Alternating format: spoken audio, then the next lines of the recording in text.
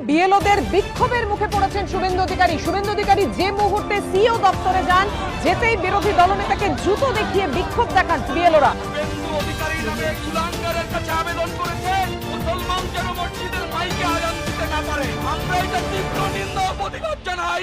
আসসালামু আলাইকুম ভিউয়ার্স, দেশ ও দেশের বাহির থেকে যারা আমার ভিডিওটি প্লে করেছেন জানাচ্ছি আন্তরিক শুভেচ্ছা ও অভিনন্দন। আশা করি সবাই ভালো আছেন, সুস্থ আছেন, আলহামদুলিল্লাহ। তো ভিউয়ার্স, ভারতের বিধানসভা নির্বাচনের পর পশ্চিমবঙ্গের মুখ্যমন্ত্রী হিসেবে শপথ গ্রহণ করেন শুভেন্দু অধিকারী। শুভেন্দু অধিকারী শপথ গ্রহণের পর থেকেই তিনি যে রাজ্যে যেখানেই যাচ্ছেন, সভা সমাবেশে সেখানেই তিনি লাঞ্ছিত হচ্ছেন এবং মুসলিমদের বিরুদ্ধে উগ্রবাদী চিন্তাভাবনা, কুরবানির গরু জবেহ এবং ঈদের নামাজ প্রকাশ্যে নিষিদ্ধ করার পর থেকেই শুধু মুসলিমরাই নয় বরং ভারতবর্ষে এবার হিন্দুরাও পর্যন্ত শুভেন্দু অধিকারীর পদত্যাগ চেয়ে রাস্তায় নেমে এসেছে। দর্শক, সর্বশেষে শুভেন্দু অধিকারী কুরবানির হাটে গিয়ে সেখানে জুতার বাড়ি খেলেন এবং জুতা নিয়ে তাকে ধাওয়া করা হয়েছে সেখানে পর্যন্ত। বিস্তারিত আপডেট জানবো আমরা রিপোর্টে। সো ভিডিওতে যাওয়ার আগে ছোট রিকোয়েস্ট করবো, যারা চ্যানেলটি সাবস্ক্রাইব করেননি সকল আপডেট সবার আগে জানতে অবশ্যই চ্যানেলটি সাবস্ক্রাইব করে পাশে রাখবেন। দর্শক আসুন স্ক্রিনে। বিএলওদের বিক্ষোভের মুখে পড়েছেন শুভেন্দু অধিকারী। শুভেন্দু অধিকারী যে মুহূর্তে সিও দপ্তরে যান, যেতেই বিরোধী দলনেতাকে জুতো দেখিয়ে বিক্ষোভ দেখান বিএলওরা। চোর চোর স্লোগান দেয়া হয়।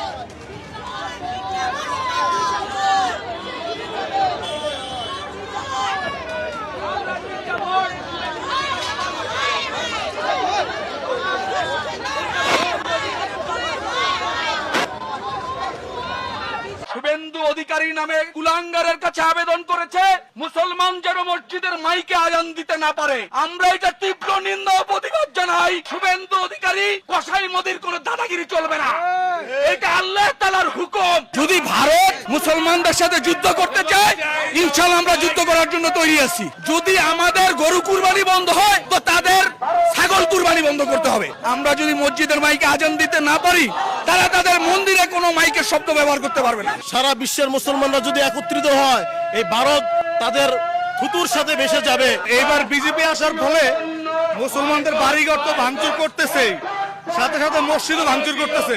এটা আমাদের ইমানি দায়িত্ব, যেহেতু আমরা আল্লাহ রাসূল সাল্লাল্লাহু আলাইহি সাল্লামের উম্মত। আমাদের ইমানি দায়িত্ব হিসেবে আমরা এটা তীব্র প্রতিবাদ করি এবং নিন্দা জানাই। যদি ভারত মুসলমানদের সাথে যুদ্ধ করতে চায়, ইনশাআল্লাহ আমরা যুদ্ধ করার জন্য তৈরি আছি। আমরা এক আল্লাহু আকবার ধ্বনি দিব। আপনারা বঙ্গোপসাগর পার হইয়া, ভারত সাগর পার হইয়া প্রশান্ত মহাসাগরিয়া পড়বেন।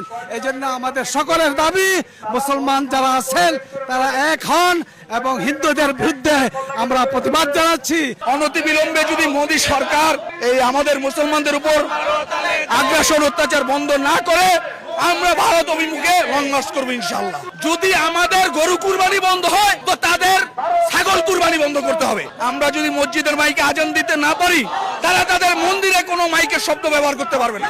তারা তাদের ধর্ম পালন করুক, আমাদের তো কিছু নাই। কিন্তু তারা যদি বাধা দেয়, তাহলে তো এখানে তো লড়াই হবে। আমরা জিহাদ চাই, জিহাদ করে বাঁচতে চাই।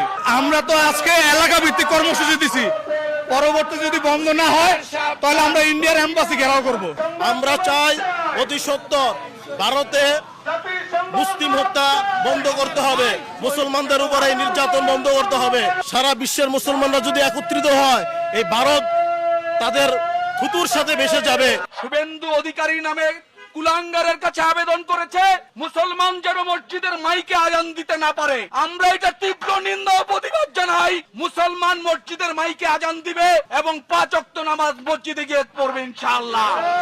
এখানে শুভেন্দু অধিকারী কসাই মোদির কোনো দাদাগিরি চলবে না, এটা আল্লাহ তাআলার হুকুম। আল্লাহ পাক যে হুকুম আমাদের উপর ফরজ করেছে, সেই ফরজ হুকুম পালনের জন্য ইনশাআল্লাহ আমরা জীবন দিয়ে দিব। ভারতে আমাদের মুসলমান ভাইদের উপর যেইভাবে নির্মম অত্যাচার চালানো হচ্ছে, মসজিদ ভাঙচুর করা হচ্ছে, এটার প্রতিবাদী বিক্ষোভ মিছিল করার জন্য আমরা বের হতে পেরেছি। যখন কোন মুসলমানের উপর আক্রমণ হবে, অপর মুসলমান দেশের যারা ভাই বোন আছে তারা এই ব্যথায় ব্যতীত হবে এবং তারা তাদের সামর্থ্য অনুযায়ী এটার প্রতিবাদ করবে। জামাতিদের চিড়বিড়ানি অনেক বেশি হয়ে যাচ্ছে। গুজরাট থেকে প্রত্যেকে এসেছেন, 20,000 গুজরাটি, 12,000 মারোয়াড়ি, 12,000 পূর্বাঞ্চলী, 4,000 শিখ, 5,000 ওড়িয়া, তার সঙ্গে বাঙালি রাষ্ট্রবাদী, সব মিলে ভাই শুভেন্দুকে 15,105 ভোটে জিতিয়ে দিয়েছে। এ ঋণ আমি শোধ করব। আমাকে একটু 2-3 সপ্তাহ টাইম দেন। 10 দিন হয়েছে, আরো 10 দিন টাইম দেন, সব ঠিকঠাক করে নি। যা যা আপনারা ভেবেছেন আমরা একটা একটা করে করছি। জনগণনা সেন্সাস আটকে রেখেছিল আগের সরকার। ভাবতে পারেন আগের সরকার রাষ্ট্রবাদী ছিল, দেশের জনগণনা আটকে রেখেছিল, আমরা চালু করে দিয়েছি। বিএনএস ভারতীয় ন্যায় সংহিতা চালু করতে দেয়নি, চালু করে দিয়েছি। বর্ডারকে সুরক্ষিত করা, অভারতীয়দের দরজা দেখিয়ে দাও, ঘুসপেটিয়া हटाओ, जाओ जहां से आया था उस रास्ता से जाओ, वापस जाओ बांग्लादेश। দর্শক, স্ক্রিনে আমরা সে সম্পর্কে বিস্তারিত জানলাম। এই বিষয়ে আপনাদের মতামত কমেন্টে জানাবেন। কেউ ভিডিওটি স্কিপ করবেন না। শুভেন্দু অধিকারী তথা পশ্চিমবঙ্গে এই বিজেপি সরকার কি টিকতে পারবে? কেননা মুসলিম বিদ্বেষী হওয়ার কারণে এক ধরনের বিপদ, এদিকে আবারও হিন্দুদের প্রতিও নতুন করে কিন্তু আক্রোশ তৈরি হয়েছে বিজেপি সরকারের উপরে। যে কোনো সময় এর পদত্যাগ হতে পারে। দর্শক, বিস্তারিত জানবো রিপোর্টে। হিন্দুদের এইভাবে বাঁচানো যায় না দাদা ভাই, এইভাবে একদম টোটালি বাঁচা। শুভেন্দু অধিকারী মহাশয় ভুল করছেন। নির্দিষ্ট সালে যেমন কুরবানির প্রথা চলছিল সেই প্রথা চালু করে। আমার ঋণ আছে 9 লাখ টাকা, ঋণের বোঝা শুভেন্দু অধিকারীকে নিতে হবে। কুরবানির নিয়ম বন্ধ করেছে, মানছি না, মানব না। মানছি না। রাজ্য সরকার কুরবানির নিয়ম বন্ধ করেছে, মানছি না, মানব না। মানছি না, মানব না। নাহলে আমার স্বামী সুইসাইড করবে বলছে, সন্তান অনাথ হবে, কিভাবে চালাবো? আমি তো মেয়ে মানুষ, আমার কি বাইরে যাওয়ার ক্ষমতা আছে? আমি কি ইনকাম করব? রেখা পাত্র দিদি ভাই যে কথা বলছে যে গরু যে 14 বছর বয়সীকে কুরবানি দিতে হবে, এ কথা তো এতদিন ছিল না।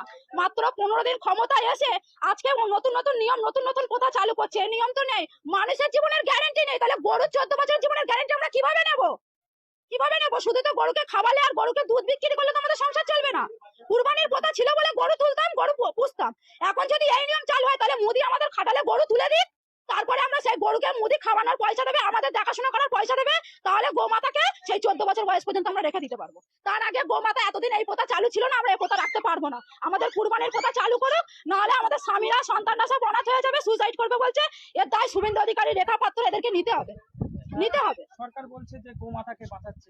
গোমাতাকে কিভাবে বাঁচাচ্ছে? এতদিন বাঁচায়নি কেন? এতদিন তো এই প্রথা চালু ছিল। আমাদের লাইফে আমরা এখন এরকম দেখি না, আমাদের স্বামীদের লাইফে আসেনি, আমার শ্বশুরের লাইফে ছিল না। তাহলে এখন এই প্রথা কিভাবে চালু করেছে সরকার? আমাদের নির্দিষ্ট সময় দেওয়া হোক, মানবো। সরকারে এসছে, আইন মেনে নেবো, কিন্তু নির্দিষ্ট সময় না দিলে আমরা মানতে পারবো না। হাতে মাত্র 10 দিন সময় আছে, আমরা কিভাবে মানবো? এই লোন নিয়ে গরু কত টাকা লোন নিয়েছে? আমি প্রায়, আমার লোন আছে, বন্ধন থেকে নিয়েছি 2 লাখ টাকা, স্বর্ণ জয়ন্তী গ্রুপ থেকে নিয়েছি 3 লাখ টাকা। এছাড়া আদেশ আরো মারা নিয়ে রেখেছে আমার থেকে আরো বেশি, আরো বেশি। তাহলে আমি এই লোনগুলো কিভাবে চালাবো? আরো প্লাস পার্সোনাল পরের কাছ থেকে টাকা নেওয়া আছে সুদে। আমার খাটালে মাত্র 6টা গরু আছে, 6টা গরু আছে। সেই গরুর উপরে নির্ভর আমার 9 লাখ টাকা দেনা আছে। আমার স্বামী তো বলছে সুইসাইড করবে, আমার বাচ্চা তো অনাথ হয়ে যাবে। আমি বলছি যে আমি কি করতে পারি? আমার মায়েরা, আমার লোনের অফিসার ফোন করে বলছে যে টাকা আমাকে দিতেই হবে। লোনের ডেট চলে আসছে বলে বলছে, ডেট যদি পিছিয়ে যায় তাহলে কিন্তু তোমাদের সিভিল খারাপ হবে, লোন নিতে পারবে না কোথাও।